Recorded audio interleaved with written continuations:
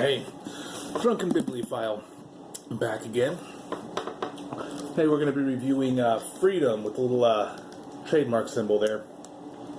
This is a direct sequel to the book Daemon from my last two videos. I'm going to try to mix it up in the future, but I figured I might as well just finish this off. Again, this is by Daniel Suarez. It came out a few years after the Daemon books did. Spoiler alerts, as always. I'm going to be talking about the entire story and all the characters, and I'm not really going to leave much to your imagination. So, starting out, this takes place sometime later, after the events of Daemon. So, if you haven't watched that, I'm not going to review it again. You can watch the videos if you want.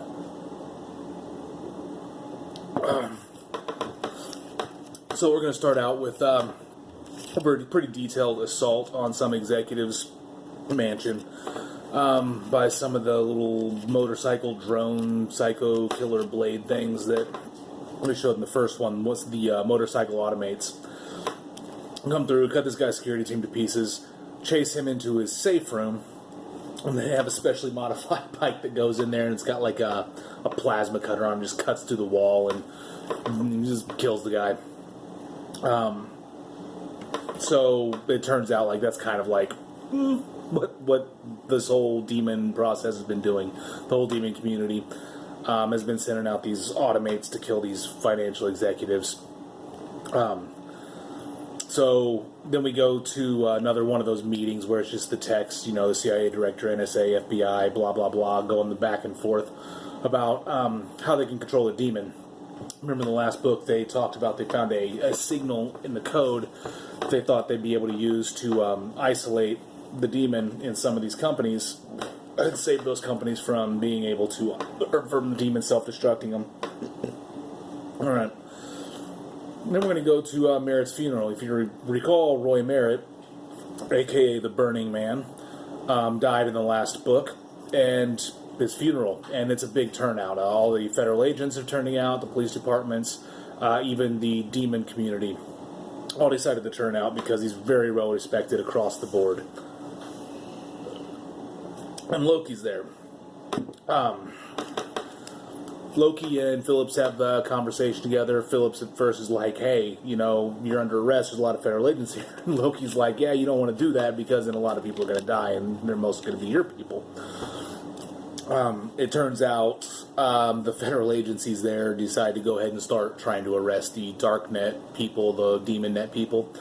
A firefight breaks out, some of them die, and Loki calls in what he calls angel teeth, and they're basically radio-guided darts that just rain down and specifically target this private security, private army types, and the basically who Loki perceives as a bad guy. We all know Loki's perspective is a little skewed on what's good and bad, but people against him, he's dropping these darts on, just killing them.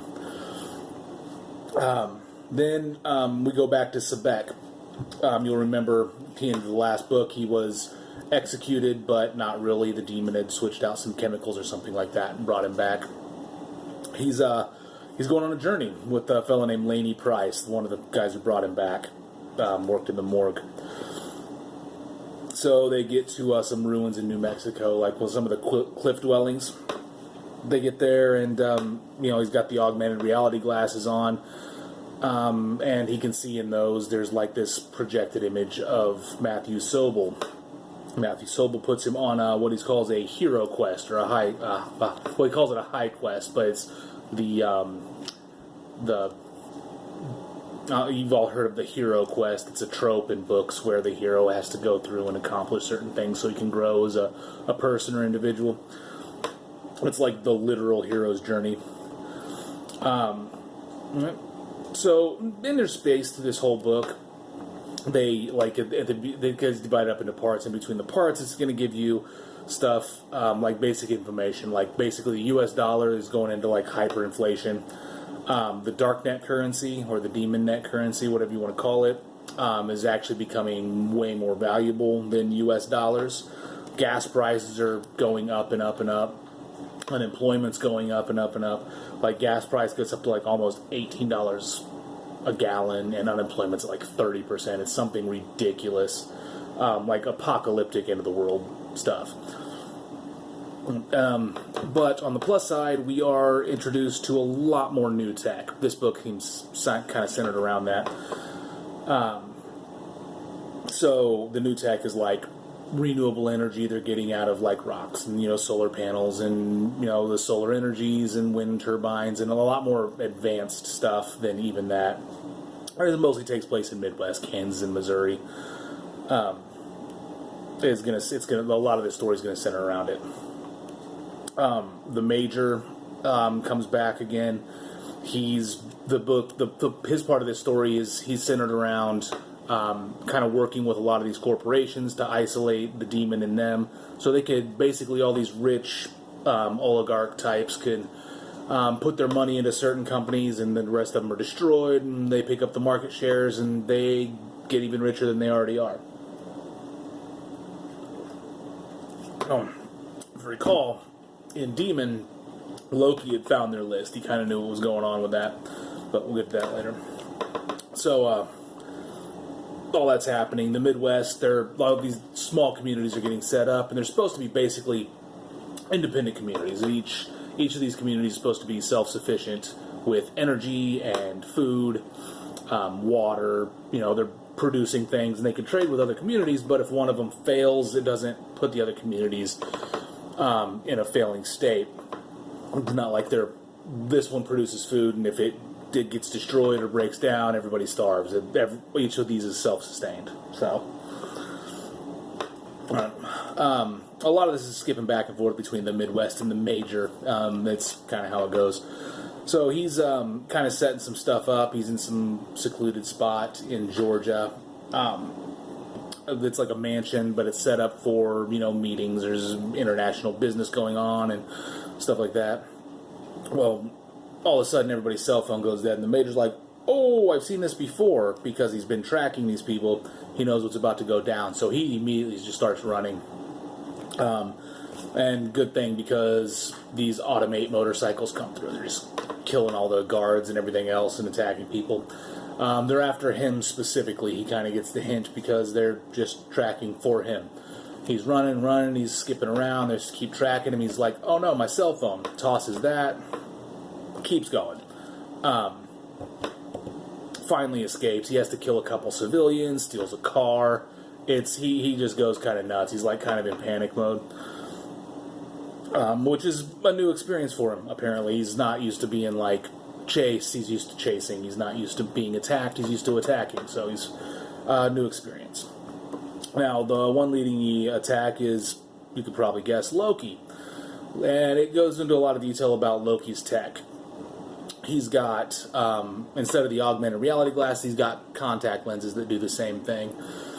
He's got what he calls a haptic vest, and it's basically he can, instead of looking over to see something, he can feel where the presence of all his little equipment is, his automates and drones and things like that. He can just kind of feel where it is on his skin. And he talks about how it's amazing how like those sensors just kind of took over once they just kind of naturally learned. He's got little things on his fingertips so he can feel stuff in the virtual worlds. It's pretty crazy. It seems pretty cool. I don't know how realistic it is, but it seems pretty cool. Then we're introduced to what they call the Burning Man Project. Basically, a lot of these hackers that are part of the Demon Net have decided to get together and make a virtual Roy Merritt, a virtual Burning Man character. He's going to be an NPC who just kind of, well, we'll introduce him later, but that does come to fruition. Then we get back to John Ross. Remember, he fled. He's been fleeing pretty much the entire book series.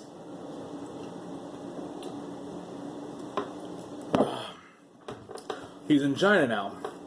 How he got there, nobody knows. But he's there to complete a masterwork. Now, this is where the book gets, the story really starts to get cheesy, because, it's based, the Demon Net is based kind of around a World of Warcraft style game. Well, the augmented reality is based off of that, so a lot of the mystical things come into the real world. So they literally have to say these spells and all that to activate the welders that come in and make this masterwork. It's a ring. Basically, it's a lot of play acting and showmanship, like live action role play style stuff, in order to get the proper thing to work. It's kind of set up like that. A little cheesy. We'll talk about that later. Loki obviously continues his campaign, and he's just cutting a swath across the country. He's got like a big rig. He carries all his stuff in it, his automates and equipment and everything else. He's a one-man army. Like, literally nobody else is in his class or guild. He's the highest ranking operative. He's just rolling around looking for the major. That's his sole focus. So, we're introduced, we go back to China, and we realize, like, there's a lot of these American executives are actually working with the Chinese government. They're kind of in bed together a little. It's implied some significant corruption's going on in order to, some shady backroom dealing sort of stuff. Sorry, this is going to be skipping around a lot because that's kind of the way the book is. It's like, yeah, a little bit of this, a little bit of that. So, next, I might have tried to consolidate this, but too late now. I started drinking and I started recording, so this is what we're doing. Loki gets back during his quest, and if you remember Berner from the Over the Rhine video game, basically the Call of Duty type analog, he finds a virtual version of him. Well, obviously they're all virtual. Berner doesn't really exist, but he's on the dark net in like the augmented reality that everybody's looking at. And Berner's like, hey, why don't you let me out of here? I can come back into the real world and, kind of move around in the whole dark net instead of being relegated to this little dark corner. And Loki's like, kind of shady. I don't know what's going on with that. And Berner's like, look, whatever power you have now, I'll be able to use that, but only for you. And, after like 50 so times or whatever doing that, I'll just be able to do whatever I want, and I'll be free of you, but in the meantime, I'm your guy. And Loki's like, why not? Lets him loose. Couldn't tell how, but, he's probably a spell. He's waving his hands around or something. I don't know. Right after that, he's on his way back, and he's tracking the Major, and he's like, oh, Major's here. Finds him in a hotel room. Automates come in, wreck house. He cuts a couple people to pieces with his motorized cars, or motorcycles. Goes in, and he just sees, like, some naked girl tied to a chair. Like, she's tied down, all panicked, gagged, kidnapped sort of thing. So he, gets the gag off. He's like, what's going on? And she's like, I was just moving this thing. I got captured. Thanks for rescuing me. And he's like, what thing? And looks over, and sure enough, it's like there's a box specially made so that they can't pick up on it with their augmented reality.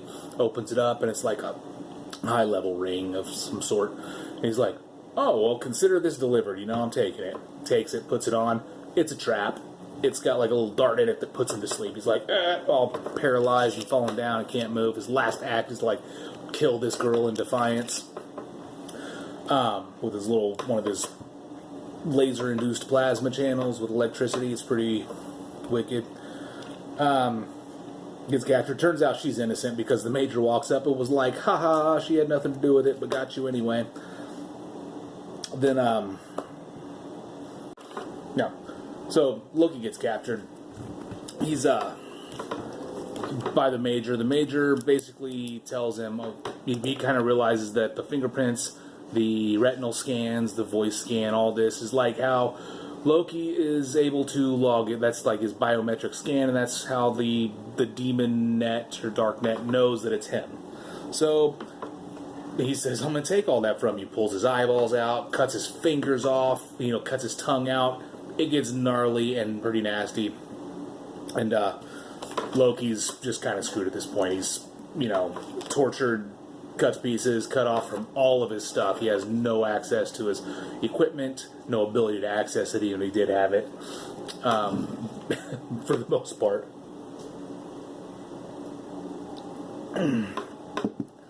Alright.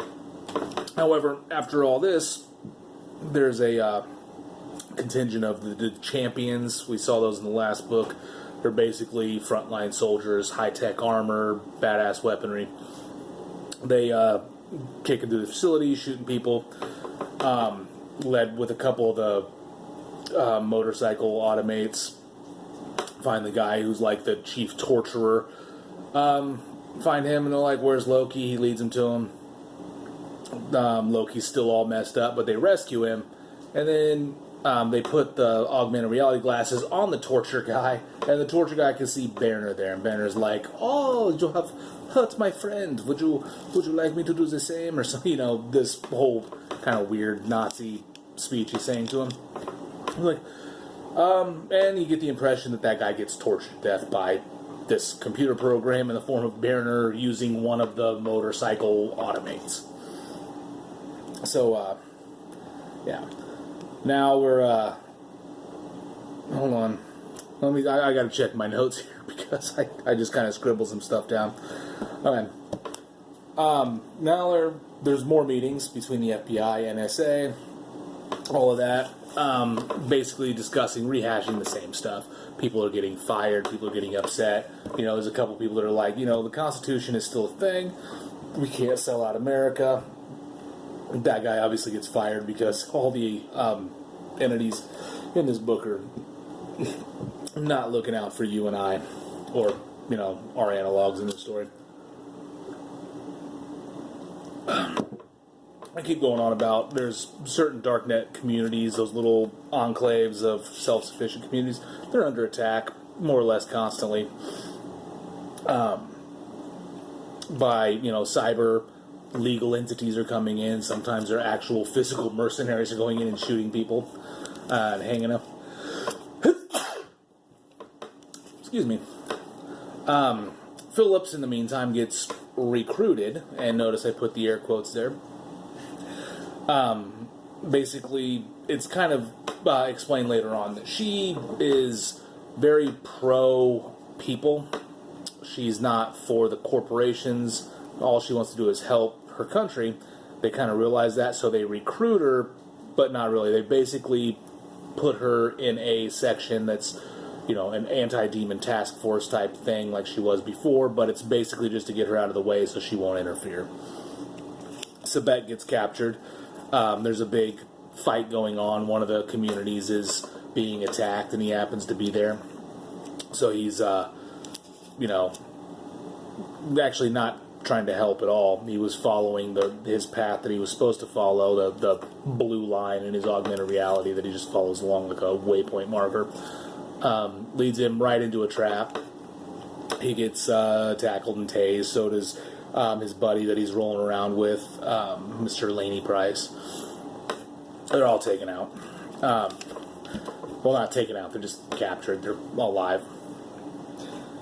Then that community he was with, called Greeley, I think it was either Kansas or Missouri, I can't remember off the top of my head.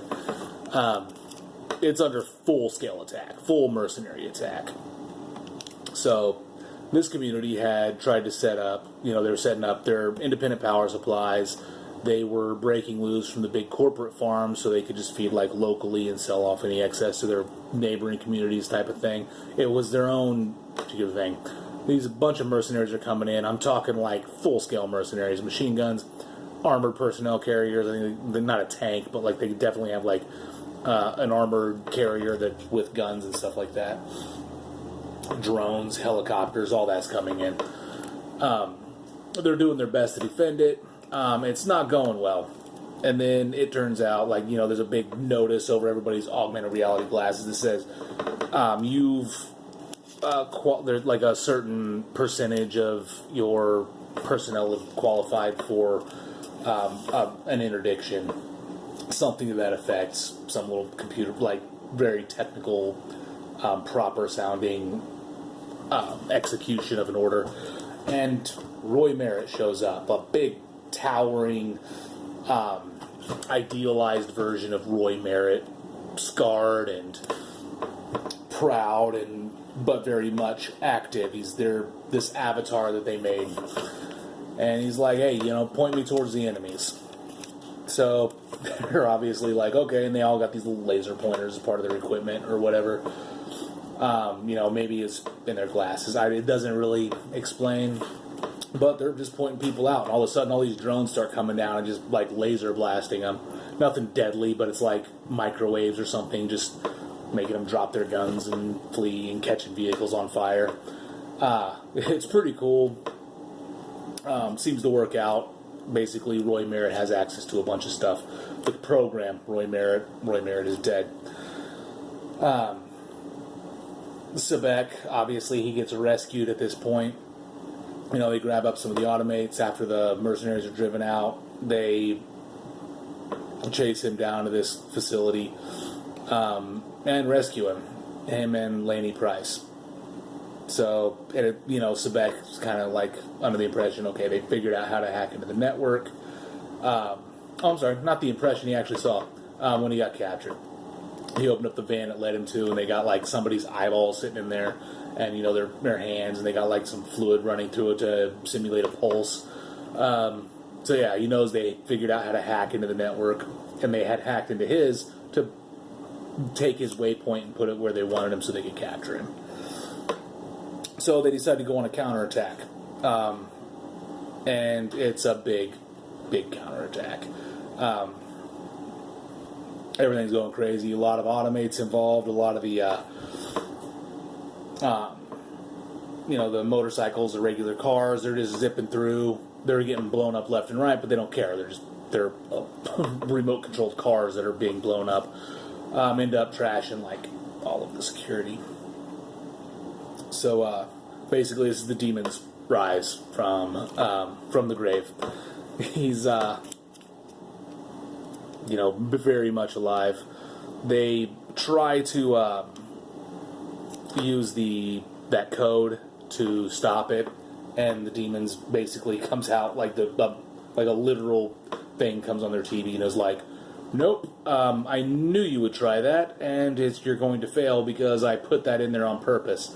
And basically all the stuff they put their money into just gone, erased. And all the other companies are fine. Merritt comes down. Loki's part of the assault. It turns out like he's got like a voice box that's projecting his voice, and he's using his haptic vest in place of his eyes. He's got like some other attachments. Basically, he got a lot of high-tech prosthetic equipment to replace all the stuff that the Major cut off of him or out of him. He's going through all this, says, and he's getting ready to flip out. He's getting ready to massacre everyone who's not part of the dark net. Men, women, children, he doesn't care. He's just going to wipe them all out. And everybody's telling him to stop, and he's basically like, F you guys, I'll do what I want. Roy Merritt shows up again and is displeased. Basically, there was enough civilians, the same kind of jargon. There's so many civilians, blah, blah, blah, I'm at a threshold, I'll show up. And he's sitting there telling him to stop, and he's like, yeah, I don't care, you're already dead, what do I care? And starts to do it, and Roy Merritt just kind of like reaches over and like snatches like, the little stuff hovering above his head, and the augmented reality is level and whatnot. He's like, oh, let me take those for a second, just snatches all of his levels. That's like his power. He can take people's power and levels away from them because they level up like in a video game. Takes all that from him, and Loki loses all of his stuff. He can no longer control the automates, and all this stuff he could do is not doing anymore. Starts to break down. He's like, I'm so alone, sort of thing. So yeah, they kind of put a stop to that. And they can't find the Major. He's like, what the hell? But regardless, they resolve the situation to the Darknet's satisfaction anyway, the Demon Net. Sebek finds his true waypoint path and follows that. And at the end of it is, obviously, Sobel, Matthew Sobel. The virtual version of him. Obviously, Matthew Sobel's still dead. It says, hey, you know what? This is your quest. If you think humanity doesn't need me, then I will just erase the demon right now. Like, I'll just cascade it out. We'll be done. However, judging by your whole quest, if you think I'm still needed, I'll stick around. So what do you say? Sebek, to my personal disappointment, said, nah, I think we need you. So yeah, that's the end of his quest. Then it skips to the Major. Had been hiding out in an old bunker that was under the basement or under the garage or something like that. Tries to sneak out using Loki's credentials. Doesn't really work. Like he does manage to sneak out, and he's getting along just fine. Then Bariner shows up in the form of one of the motorcycle automates. Is like, gotcha. You thought you was good. You thought. And then it implies that he's also tortured and killed. So there's that. Then the last, really, that's pretty much the end. But the last thing is Sebek actually meets up with his son. His son had thought he was dead. Heard about this guy on this, high quest. Found out it was his dad that was supposed to be doing that, and his dad was innocent, and blah blah blah, yada yada yada. Yeah, and that's pretty much the end. Now, the only thing I really want to talk about is Sebek. Really, he hates Sobel. He can't stand him through the whole thing. Like, he wants to kill him, and everybody's explaining to him, but like, he's dead. Like, what do you hate anymore? Like, you hate this thing that he did, but he's dead. Let's use hating him. There's a lot of instances in this book where Sebek is torn between, he wants to look at people and say, like, he's at a mall and be like, no, this is freedom. People are allowed to do what they want to do, and, Laney Price is there to be like, you think they're free? Please. He said, he's like, they're just slaves to credit companies and this and that, He makes a fair point, but I think it's also a little simplified for what Mr. Suarez was trying to do. Then he does make a lot of points about the supply lines that we use in a commercial society. Suarez does, not the characters. Although I suppose they're making it for him. And that's why they were making the smaller communities that were kind of independent from other things so that they could survive without them. And it does make a fair point. Like, having to move stuff across seas and all that. Like, I could see why you'd want a more locally sourced type of thing. And then another thing they hit on was what they called the scales of Themis. It's an Greek term for... Themis was like some Greek goddess of, like, power or balance or something like that. I can't recall off the top of my head. I actually looked it up, but I had trouble uploading a video, so I did a lot of stuff in between then and forgot what I read. But in this story, it's basically the concept is it goes from 0 on one side, 100 to the other side. 0 being, or 1, I guess, being that all the power of that community is in one person's hands.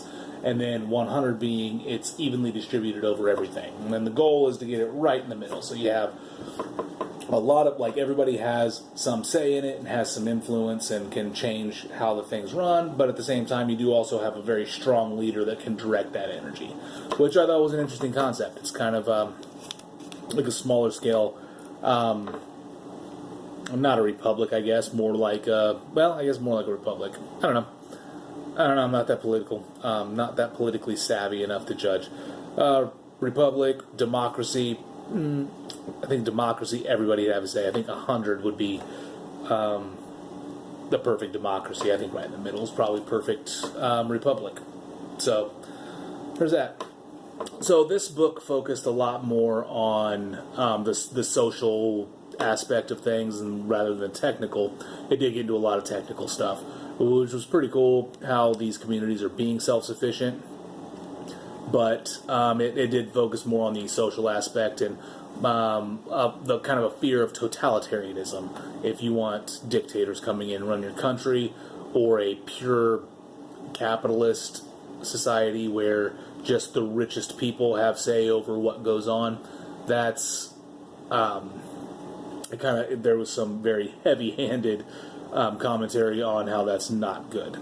So, again, like I said, I kind of disappointed in Sebek's decision at the end to let the demon exist, because that's basically Sebek and, I think by extension, Daniel Suarez is saying that humanity can't be trusted to govern itself, and it needs an outside entity. And I disagree with that. Otherwise, this is a fantastic book. Not as good as Daemon, but it is a lot more succinct. I think Daemon wasted a lot of time on details and side stories that it could have avoided or made a little bit more succinct. This one was actually pretty short. More to the point, and, you know, it made the points it did make. Agree or disagree, it was still a really good book, very well written. We'll get to some of his other books later. I've read a couple more. They're all pretty good. We'll leave it like that. Man, we'll talk about them later. Anything I missed, let me know. But in the meantime, you know, enjoy a good book, enjoy a good drink. Have a good one.